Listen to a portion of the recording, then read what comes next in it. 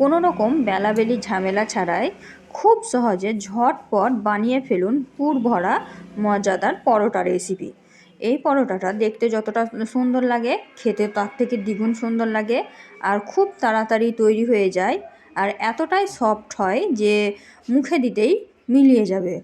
আর বেলাবেলির ঝামেলা তো থাকবেই না, তার জন্য সব থেকে সহজ এই পদ্ধতি আজকে আমি আপনাদের সঙ্গে শেয়ার করব।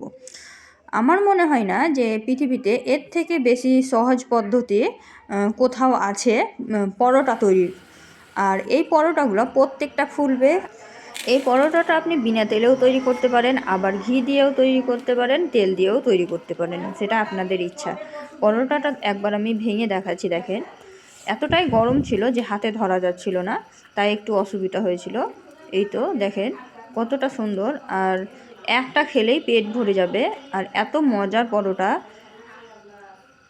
দেখেন দেখতে কত সুন্দর লাগছে।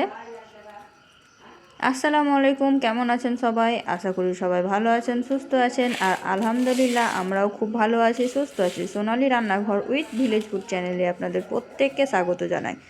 আজকের এই পরোটা রেসিপি তৈরি করার জন্য আমি এখানে 250 গ্রাম খাসির মাংস নিয়ে নিয়েছি। আপনারা যে কোনো মাংসের নিয়ে নিতে পারেন। তারপরে মাংসটাকে আমি গ্রেট করে নিয়েছি।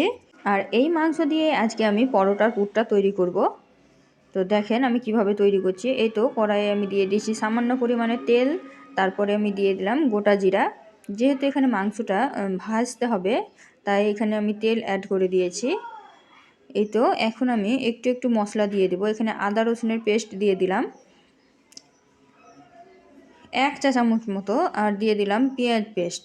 দিয়ে ভালোভাবে নাড়াচাড়া করে আমি মশলাটাকে একটু কষা কষা করে নেব। এই তো দেখতেই পাচ্ছেন যে আমি কত সুন্দর কষা কষা করে নিচ্ছি। ভিডিওটি যদি প্রথমবার দেখে থাকেন আর আমার চ্যানেলের যদি নতুন বন্ধু হয়ে থাকেন, তবে অবশ্যই আমার চ্যানেলটিকে সাবস্ক্রাইব করে নেবেন আর পাশে থাকা বেল আইকনটিকে প্রেস করে দেবেন চ্যানেল সংক্রান্ত নোটিফিকেশনগুলো পাওয়ার জন্য সবার প্রথমে। এই তো একটু ভাজা ভাজা হয়ে গেছে। এখন আমি এর মধ্যে শুকনো উপকরণগুলো মিশিয়ে দেব। দিয়ে দিলাম 1 চিমটি, দিয়ে দিলাম হলুদ গুঁড়ো, দিয়ে ভালোভাবে নাড়াচাড়া করে হলুদটাকে মিশিয়ে নিচ্ছি। এই তো আমার রেসিপিগুলো যদি ভালো লেগে থাকে তবে অবশ্যই একটা লাইক করে দেবেন। আপনাদের একটা লাইক আমাদেরকে নতুন নতুন রেসিপি তৈরি করতে উৎসাহ দেয়। আর একটা ভিডিও তৈরি করতে খুব কষ্ট হয়, তার জন্য আপনারা একটা লাইক আর একটা সাবস্ক্রাইব তো করে দিতেই পারেন। এই তো এখন আমি 1 চিমটি লঙ্কা গুঁড়ো দিয়ে দিলাম, দিয়ে আবারও ভালোভাবে নাড়াচাড়া করে মিশিয়ে নিলাম। এখন আমি এর মধ্যে মাংসের কিমাটা মিশিয়ে দিব। এই তো মাংসের কিমাটা মিশিয়ে দিলাম। এখন আমি নাড়াচাড়া করে মশলার সঙ্গে ভালোভাবে মাংসটাকে কষিয়ে নেব। এই তো আমি ভালোভাবে নাড়াচাড়া করে মিশিয়ে নিচ্ছি। আপনারাও এই একইভাবে মাংসর পুরটাকে ভালোভাবে মিশিয়ে কষিয়ে নেবেন।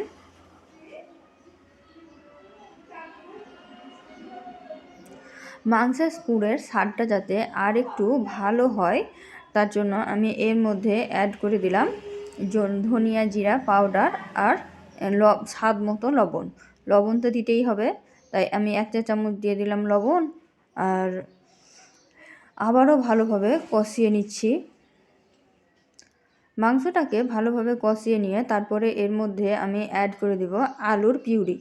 আপনারা চাইলে দিতে পারেন, না চাইলে না দিতে পারেন। আমাকে ভালো লাগে তার জন্য আমি দিয়েছি। আপনাদের যদি মনে হয় যে না শুধু মাংস দিয়েই ভালো লাগবে, তো আপনারা শুধু মাংস দিয়েই তৈরি করবেন। এই তো মাংসটা ভালোভাবে কষা কষা হয়ে গেছে। দেখেন তেল ছাড়তে লেগেছে। এখন বোঝা যাচ্ছে যে মাংসটা হয়ে গেছে। এখন আমি এর মধ্যে দিয়ে দিচ্ছি।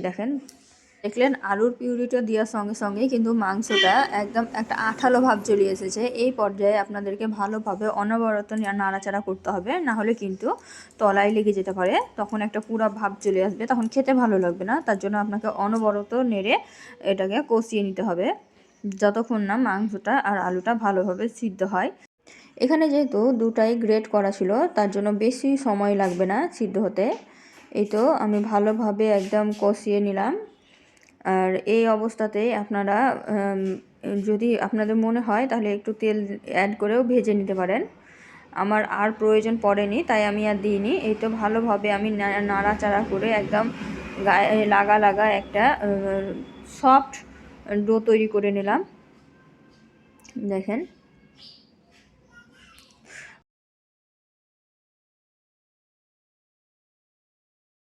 পরোটাটা খেতে যাতে খুব সুন্দর লাগে তার জন্য আমি এখানে কাঁচা লঙ্কা কুচি, পেঁয়াজ কুচি, ধনিয়া পাতা কুচি, টমেটো কুচি, রসুন কুচি সব কিছু মিশিয়ে ভালোভাবে নাড়াচাড়া করে নামিয়ে নিয়েছি।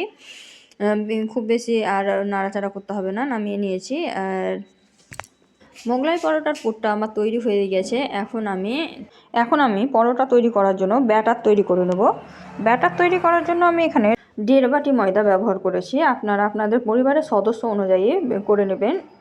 এই তো ব্যাটারে আমি দিয়ে দিলাম স্বাদ মতো লবণ, দিয়ে এখন আমি অল্প অল্প করে জল দিয়ে ব্যাটারটাকে তৈরি করে নেব। একদম সুন্দর একটা মসৃণ ব্যাটার তৈরি হবে, না খুব ঘন হবে না খুব পাতলা হবে, মিডিয়াম একটা ব্যাটার তৈরি হবে। দেখুন আমি ব্যাটারটা তৈরি করে থিকনেসটা দেখাচ্ছি আপনাদেরকে যে কেমন হবে। এই তো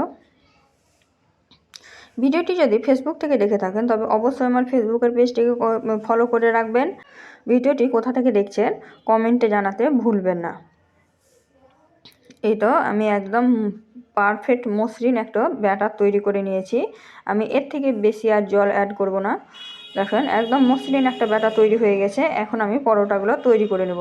দেখেন ঘনত্বটা আমি দেখিয়ে দিলাম কেমন হয়েছে, এরকমই হবে। পরোটা তৈরি করার জন্য একদম পারফেক্ট ব্যাটার তৈরি হয়ে গেছে। এখন আমি পরোটা তৈরি করে নেব। পরোটা তৈরি করার জন্য আমি গ্যাসে একটা প্যান বসিয়ে দিয়েছি। প্যানটা গরম হয়ে গেছে, দেখলেই বুঝতে পারছেন। এখন আমি এর মধ্যে ব্যাটারটা দিয়ে এইভাবে ছড়িয়ে নেব। দেখেন, আর এখানে খুব অল্প পরিমাণে আমি তেল ব্যবহার করেছি যাতে গায়ে লেগে না যায় প্যানের গায়ে, তার জন্য।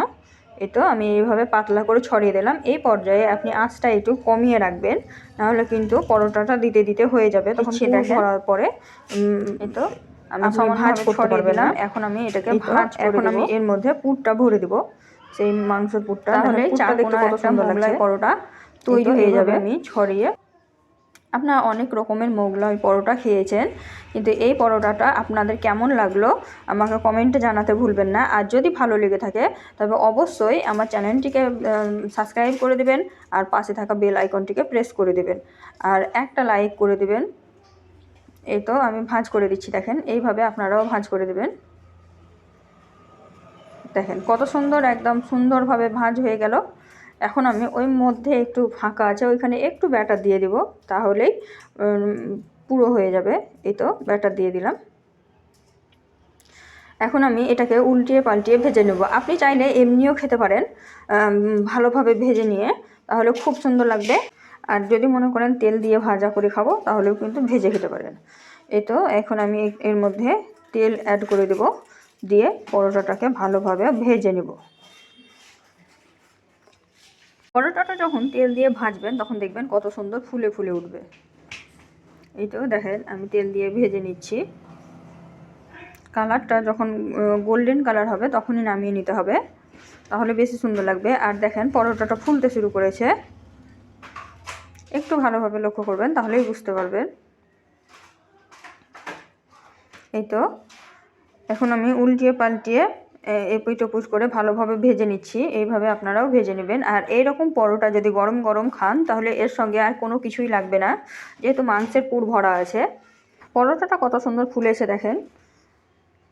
এই তো আমি ভালোভাবে একদম গোল্ডেন কালার করে ভেজে নিয়েছি। এখন আমি তুলে সাইডে রেখে দেব, দিয়ে আমি সেম একই প্রসেসে আমি আর একটা পরোটা ভেজে আপনাদেরকে দেখাচ্ছি। দেখেন এইভাবে পরোটা রেসিপিটা একবার হলেও বাড়িতে তৈরি করে দেখবেন, আর খেতে তো খুব সুন্দর লাগে।